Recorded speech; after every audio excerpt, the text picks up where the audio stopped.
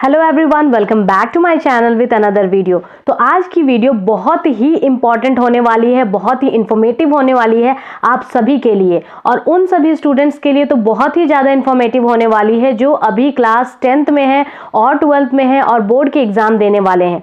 तो मैंने अपने पिछले वीडियो में बताया था कि जो 10th एंड 12th की है, जो एग्ज़ाम डेट आ चुकी है और उसके साथ ही मॉडल क्वेश्चंस भी आ चुके हैं। मॉडल क्वेश्चंस अगर आपने डाउनलोड नहीं किया है तो मैंने लिंक दिया हुआ है और मेरे पिछले वीडियो में भी जाके आप देख सकते हैं, उससे आप डाउनलोड कर लीजिए। और डाउनलोड करने से ही नहीं होगा, डाउनलोड सिर्फ नहीं करना है आपको, आप उसका एक प्रिंट आउट निकाल लीजिए। जितने भी क्वेश्चंस आपको मिले हैं उसको आप प्रिंट आउट कर लीजिए, क्योंकि बहुत सारे बच्चे ऐसे होते हैं डाउनलोड कर लेते हैं और अपने मोबाइल में ही रखे रहते हैं, सोचते हैं कि मोबाइल से ही पढ़ लेंगे, लेकिन ऐसा नहीं होता है। मोबाइल में आप रखे रहिएगा और आप फिर एग्जाम जब पहुंचेगा तब ओपन करिएगा। तो उससे बेटर है कि आप पहले ही प्रिंट आउट करके रख लीजिए। और प्रिंट आउट क्यों करने के लिए मैं बोल रही हूँ, क्योंकि जो सब्जेक्ट वाइज है उसे हम सॉल्व करने वाले हैं। सब्जेक्ट वाइज जो भी मॉडल क्वेश्चंस दिए गए हैं, मॉडल पेपर में जो क्वेश्चंस दिए गए हैं सब्जेक्ट वाइज, उसे हम सॉल्व करने वाले हैं।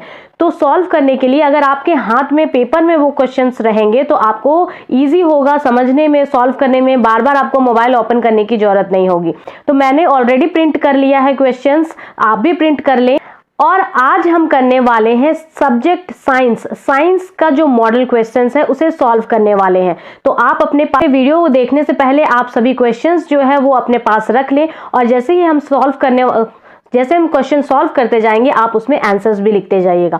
और एक बहुत ही इंपॉर्टेंट इन्फॉर्मेशन कि अगर आपको सारे जो सब्जेक्ट हैं उसके सॉल्व किए हुए पीडीएफ चाहिए तो आपको करना है सिर्फ एक काम कि मेरे चैनल को सब्सक्राइब करना है, और उसके साथ ही आपको कमेंट सेक्शन में लिखना है कि मुझे ये क्यों चाहिए। आपको ये जो पीडीएफ है पूरा सॉल्व किया हुआ क्यों चाहिए, उसको आपको बताना है। फिर मैं आपको सारे जो पीडीएफ है वो आपको अवेलेबल करा दूंगी। तो आज हम साइंस के मॉडल क्वेश्चंस को सॉल्व करने वाले हैं। तो चलिए वीडियो शुरू करते हैं। उससे पहले अगर आपको वीडियो पसंद आएगा तो लाइक जरूर करिएगा और मेरे चैनल को सब्सक्राइब जरूर कर लीजिएगा, क्योंकि इसी तरह के वीडियोस आपको आगे मिलते रहेंगे। सब्सक्राइब करने के साथ ही जो बेल आइकन है उसे भी आप प्रेस कर दीजिएगा और ऑल पे दबा दीजिएगा। तो चलिए वीडियो शुरू करते हैं। तो चलिए हम मॉडल क्वेश्चन सॉल्व करने वाले हैं। इसमें आप देख सकते हैं मॉडल क्वेश्चंस जो दिया हुआ है साइंस में, टोटल नंबर ऑफ क्वेश्चन आपको दिया हुआ है 27, 18 + 9। तो जो 18 क्वेश्चन है वो आपको ग्रुप ए में रहेंगे, मतलब कि जो physics and chemistry group A है उसमें आपको 18 क्वेश्चन दिखेंगे, और जो 9 क्वेश्चन है, 9 क्वेश्चन वो आपको बायोलॉजी में, मतलब ग्रुप 2 में रखेगा। टोटल मार्क्स जो है, फुल मार्क्स वो 80 मार्क्स का होगा। और आप जितने भी सब्जेक्ट देखेंगे, बाकी जो होगा Hindi, English, social science, maths, इन सब में आपको टोटल 90 मार्क्स के क्वेश्चन होंगे, लेकिन साइंस में केवल आपको 80 नंबर का क्वेश्चन रहेगा। चलिए शुरू करते हैं। पहला group A physics and chemistry से फर्स्ट जो क्वेश्चन है, पहला क्वेश्चन है, प्रकाश की किरणें गमन करती हैं।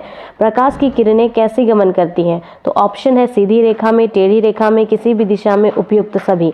तो हम लोग हमेशा जानते हैं कि light always travels in a straight line, सीधी रेखा में गमन करती है। तो इसका सही आंसर हो जाएगा ए, क नंबर, सीधी रेखा में गमन करती है।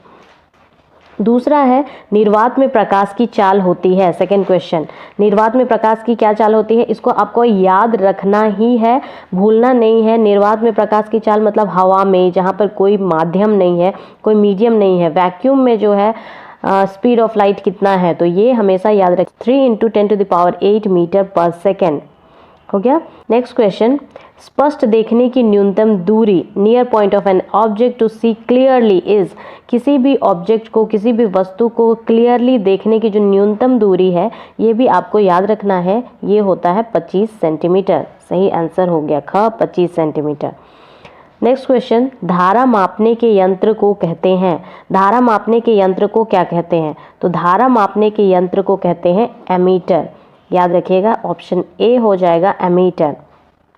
नेक्स्ट क्वेश्चन, V/I का अनुपात कहलाता है। V/I का अनुपात क्या कहलाएगा? तो इसे जानने के लिए हम लोग देखते हैं ओम्स लॉ। ओम्स लॉ में हम लोग देखते हैं V = IR, आपने पढ़ा होगा V = IR होता है। अगर इसको हम सॉल्व करेंगे, V/I कर देंगे तो क्या हो जाएगा R। तो R मीन्स क्या हम लोग जानते हैं? R मीन्स रेसिस्टेंस, प्रतिरोध। तो इसका आंसर हो जाएगा ए, रेसिस्टेंस, प्रतिरोध। तो ये टोटल 5 क्वेश्चंस फिजिक्स से लिया गया था। फिजिक्स के 5 ऑब्जेक्टिव थे। इसके आगे आप केमिस्ट्री के 5 ऑब्जेक्टिव देखेंगे। तो चलिए उसे भी देख लेते हैं। सेकेंड का number 1 question, Fe2O3 plus 2Al is equal to Al2O3 plus 2Fe दी गई अभिक्रिया किस प्रकार की है? Given chemical reaction is of which type, किस प्रकार की अभिक्रिया ये है? तो इसमें हम देख रहे हैं कि ये जो Al2 है ये Fe2O3 के साथ रिएक्शन कर रहा है और रिएक्शन करने के बाद ये Al जो है वो O3 के साथ कंबाइंड करके Fe2 को अलग कर दे रहा है। मतलब वो क्या कर रहा है, Al जो है Fe2O3 से Fe को विस्थापित कर दे रहा है, अलग कर दे रहा है, हटा दे रहा है। तो इस तरह की अभिक्रिया, इस तरह के रिएक्शन को हम बोलेंगे विस्थापन अभिक्रिया। तो ऑप्शन 4 हो जाएगा, डिस्प्लेसमेंट रिएक्शन। चलिए नेक्स्ट देखते हैं, सिरका में कौन सा अम्ल पाया जाता है? सिरका मीन्स विनेगर। विनेगर जो हम यूज़ करते हैं अपने घरों में, अचार में, या तो फिर किसी भी खाने को प्रिजर्व करने के लिए, तो उसमें कौन सा अम्ल पाया जाता है, कौन सा एसिड पाया जाता है? तो याद रखेंगे उसमें हमेशा पाया जाता है एसिटिक एसिड, एसिटिक अम्ल पाया जाता है। ठीक है। नेक्स्ट क्वेश्चन है, साधारण नमक का सूत्र। ये तो आपको बहुत ही कॉमन क्वेश्चन है, बहुत ही सिंपल सा क्वेश्चन है, सबको पता है। साधारण नमक का सूत्र होता है NaCl, ऑप्शन ए। ठीक है, आगे क्वेश्चन देखते हैं। किसी विलयन का pH का मान 5 है, वह क्या होगा? If pH of a solution is 5 then it is, हमेशा याद रखिएगा कोई भी अगर सॉल्यूशन है, हमेशा याद रखेंगे कि pH 7, अगर किसी सॉल्यूशन का pH 7 है तो वो न्यूट्रल होता है, उदासीन होता है, वो ना तो अम्ल होता है ना क्षार होता है। अगर वो 7 से कम होगा pH किसी भी सॉल्यूशन का तो वो हमेशा एसिड होता है। 7 से ज़्यादा होगा तो वो हमेशा बेस होता है, एसिड अम्ल और बेस क्षार। तो 7 से कम है, 5 है, मतलब वो क्या होगा? तो वो होगा एसिड, ए। नेक्स्ट देखते हैं, CaOCl2 यौगिक का प्रचलित नाम क्या है? CaOCl2 का प्रचलित नाम आप बुक में भी देखेंगे, उसका नाम है ब्लीचिंग पाउडर, विरंजक चूर्ण। ठीक है, तो ये हो गया आपका केमिस्ट्री से 5 ऑब्जेक्टिव क्वेश्चंस। इसके बाद आपको कुछ फिल इन द ब्लैंक्स दिया गया है, तो इसे भी देख लेते हैं। फर्स्ट है 3 number, fill in the blanks का फर्स्ट, लेकिन नंबरिंग किया हुआ है 3। एक अवतल दर्पण की वक्रता त्रिज्या r है तो उसकी फोकस दूरी f क्या होगी? If the radius of curvature of a convex mirror is r then its focal distance will be f is equal to क्या होगा? तो हम लोग देखते हैं, जैसे एक मान लिया ये जाए, तो मान लेते हैं ये एक अवतल दर्पण है। इस दर्पण में हम देखते हैं यहाँ हो जाता है सेंटर, जिसको हम C से डिनोट करते हैं, और सेंटर से इस ध्रुव के बीच की दूरी को हम बोलते हैं रेडियस। ठीक है, रेडियस जिसे R से डिनोट करते हैं। और प्रकाश की किरणें जब आती हैं तो इस जो दर्पण है इससे परावर्तित होकर एक जगह पर जमा हो जाती हैं। तो जिस जगह पे वो जमा होती हैं उस बिंदु को हम कहते हैं फोकस, फोकस बिंदु कहते हैं। तो ये जो फोकस है ये हमेशा जो वक्रता त्रिज्या है उसकी आधा होती है, उसकी हाफ होती है। तो F इज इक्वल टू हो जाएगा R/2, यहाँ पे हो जाएगा R/2। अब आगे देखते हैं नंबर 4, आवेश का SI मात्रक क्या है? The SI unit of charge, SI unit of charge हमेशा होता है कूलाम। आवेश का SI मात्रक हो जाएगा कूलाम।